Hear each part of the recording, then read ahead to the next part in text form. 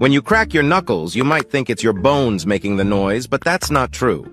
You see, in our joints, there's a lubricant called synovial fluid that contains dissolved gases, and when you stretch or bend your fingers, you pull the joint apart, creating a negative pressure.